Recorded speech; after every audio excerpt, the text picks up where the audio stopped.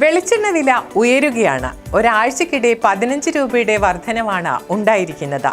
ഇപ്പോൾ ലിറ്ററിന് വില 378 രൂപ. അതിപ്പോൾ എണ്ണ ആട്ടുന്ന ഇടങ്ങളിൽ നിന്ന് വാങ്ങിയാൽ 390 രൂപ വരെയാകും. വീട്ടമ്മമാർ ശരിക്കും പെട്ടിരിക്കുകയാണ്. കറിയുടെ രുചി കുറയ്ക്കാനൊക്കില്ലല്ലോ. തൽക്കാലം സൺഫ്ലവർ ഓയിലും പാം ഓയിലും ഒക്കെ വെച്ച് അഡ്ജസ്റ്റ് ചെയ്യാനൊക്കെ അവർ റെഡിയാണ്.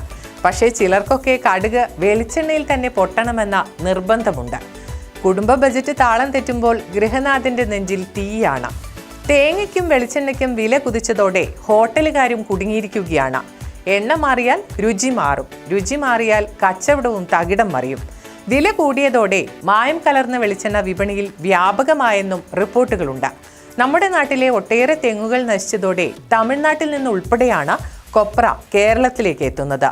ഈ വരവും കുറഞ്ഞു. അസംസ്കൃത വസ്തുക്കളുടെ വില വെളിച്ചെണ്ണ വിലയേക്കാൾ കൂടുതലാണെന്ന് ഈ മേഖലയിലുള്ളവർ പറയുന്നു. അതുകൊണ്ട് തന്നെ ഈ മേഖല വിടുകയാണ് പലരും. എന്തു തന്നെയായാലും വെളിച്ചെണ്ണ വില ഉയരുന്നത് കുടുംബ ബജറ്റുകളെ താളം തെറ്റിക്കുകയാണ്.